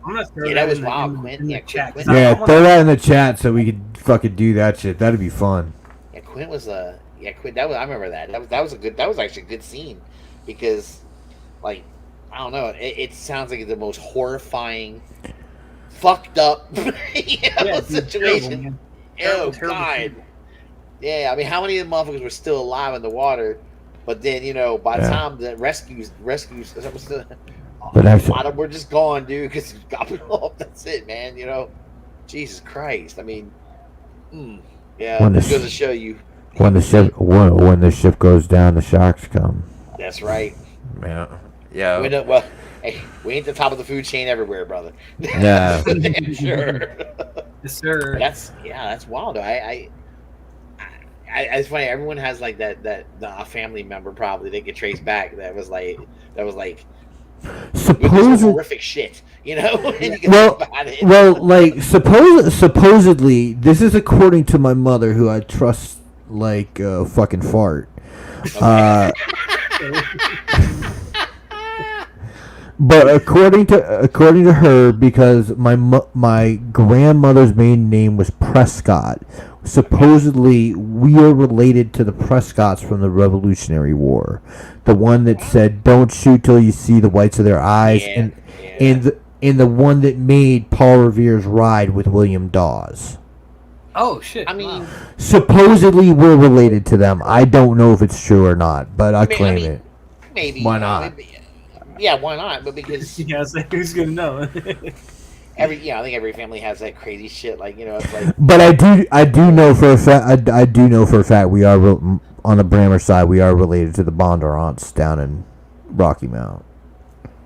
Wow, shit, dude. Yeah, and one of my favorite actors was just in a movie about them, Lawless. Oh yeah, Lawless. Yeah. Oh yeah, dude. That's a good movie, man.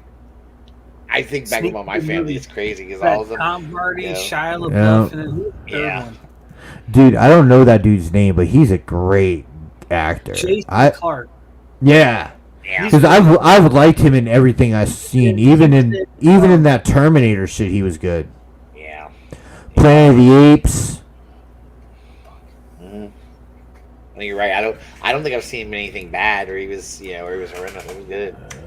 He always plays a role that's kind of like a badass a little bit, you know. So it's kind of cool. I don't know.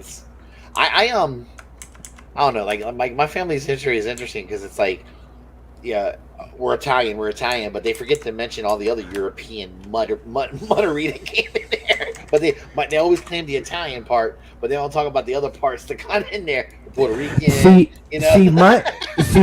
My family is the exact opposite. They refused to claim the Italian in our fucking thing. I had to find out about that, you know, during a school project. Yeah. Because like Brammer is obviously German to the max. Right. Whenever they hear my last name, people hear my last name, name's made up, dude. Mead is made up because on my dad's side, my dad's grandpa was from Kharkiv, which is now in Ukraine, and he fought the Japanese, like in the Russo-Japanese War, rode his fucking horse all the way like east of Siberia, and then came back and was like, none of my shit's here anymore. Came to America, it had a super like Easter, like I guess like a Ukrainian sounding last name, changed it to Mead so he could get a job. Fuck yeah. But that's fucking awesome because World War I, like it's nuts, dude. Yo, but you know what? I love stories like that because that's the story of a mom. He came over, he figured it out real quick. He said, "All right, these motherfuckers hate." Adapt and the land of opportunity, man. Exactly, but you gotta sound American. I sound like this. Get a job. You know, you it's can't have a crazy name. Like, you just see it somewhere, Stinchoff or like that. You know what I'm saying? I'm sure it was just like a series of consonants that made it was illegible. You know? Like, yo, I'm a Ovechkin. Who the fuck is that? I mean, no, sorry, Smith. Because back then, like they would take president over one white looking dude over another. Absolutely. Depending where they came from, because of those divisions were real, man. They were. You just had to sound as Anglo-Saxon, English, or something as you could. Because like the religious differences, like it's the same reason like Catholics were looked down upon for the same reason that Jewish people were. Like their allegiances lied somewhere beyond the United States, and that was made them to be suspect. You know, it's like Rome, man. Yeah, they're definitely. Puppets of the Pope. You know, like that Catholic of the Pope. Jews were. Okay, Sam, I'm stealing that because I like it. Well, don't say that now. Oh yeah, I'm definitely I'm stealing it because I've got some motherfuckers. I definitely would. Hey, Mr. Puppet of the Pope, go ahead. It's crazy, man. No, most of my family was very Catholic, and like my mom used to kill my mom. Like the Catholic Church treated her like total shit. but she still had loyalty to it. I remember she was that's the same for me. Like I grew up Catholic. My mom and dad still like super Catholic, but there's something about it that I have like a soft spot in my heart for. You know. All right. Yeah, now here's the crazy thing. Okay, I grew up around Boston. Yeah. My grandmother was from Cambridge. Okay. Mm-hmm. When she grew up Catholic. I was gonna say, so like when you went outside, like the squirrels and the birds that you saw, they were also Catholic because no, she converted in as soon as she had those boys to Episcopalianism. Really? I don't know anything about that. Yeah, you ever heard of that movie Doubt? Yeah. Takes place in Boston in the 50s. Yeah. My grandmother was telling me in the 80s, she was like, there was no way when I had those boys I could remain a Catholic. I know what those priests were doing. Yeah. So if you're at all interested in that, like, I would recommend the movie Spotlight. That's top 5 of my favorite movies of all time. So it deals with like the outing of that in like the early 2000s. It's stellar. It's so funny because there were people that knew, and then and they would just kind of Oh yeah, talk, and then there were people that knew and said, "Yo, I gotta stay the fuck away from this shit," and they ignored it in a different way. They just got away from it, you know. No. It's insane, dude. My mom, if I bring that shit up to my mom, she'll automatically shut me down. Even today, she'll go, that's just made up. That didn't happen. Like, Mom, it happened.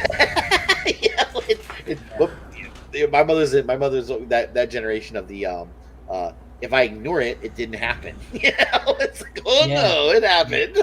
Yep. Damn, man. I told her I was a dude. But there's certain topics you learn to stay away from over the years. That's one of them for me. Yeah. This is crap, man.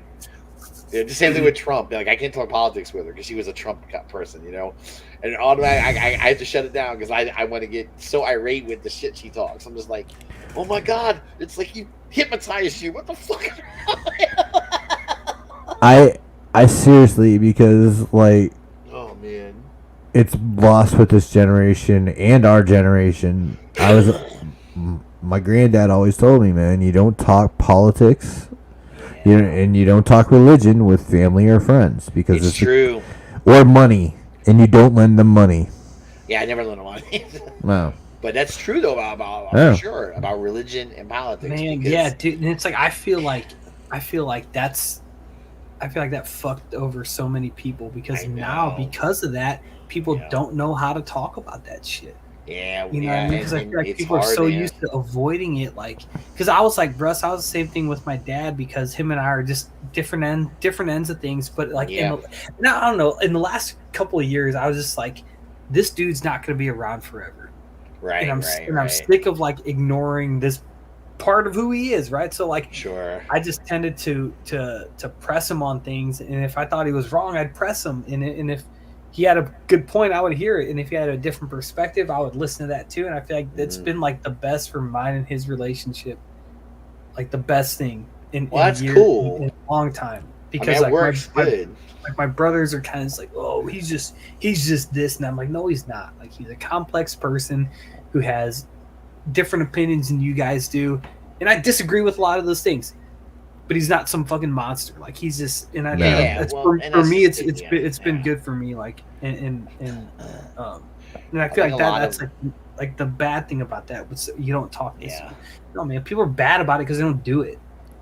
Like, just do it and practice that shit. And it's like, and if you can't defend your points, then you shouldn't be talking about it. Then you should go and do that. Like, yeah.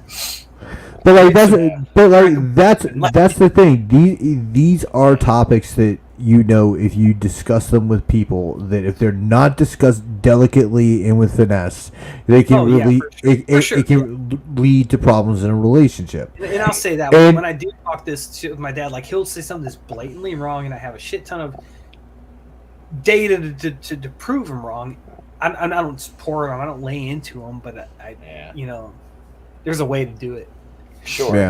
And I've got enough drama. We've got enough drama. Yeah. I just felt like fuck it. It's not worth it anymore. Yeah, You know, and then that's the people thing. say It depends. mean It shit, depends you know, on who it is. And Yeah, you only have so much energy. You know, you gotta. That's true too. Pick Yeah. and choose who you put that out to, and Absolutely. I it's like fuck it. And on that note, Yeah. let's go. Yeah, we've been going for about 2 hours almost, man. That's pretty yeah, almost 2 hours. We tipped you guys about 10 minutes. Sorry, but I gotta go get something to eat. I ate right before the show, and for some reason, it is gone, and I'm about to like fucking rage out in hunger. So as we say, EE posted a hangout, so yeah. We're gonna you go. can't I'll respond go to jump my in on that real messages, but quick. if I you gotta go pee and want to go stuff, hang so. out, he's there. Yeah, so what I'm gonna do is I'm gonna eat something and then get in that hangout. But Okay. as we say every week, guys, peace, love, and hair grease. We're out. Adios. That's funny, dude. I was like,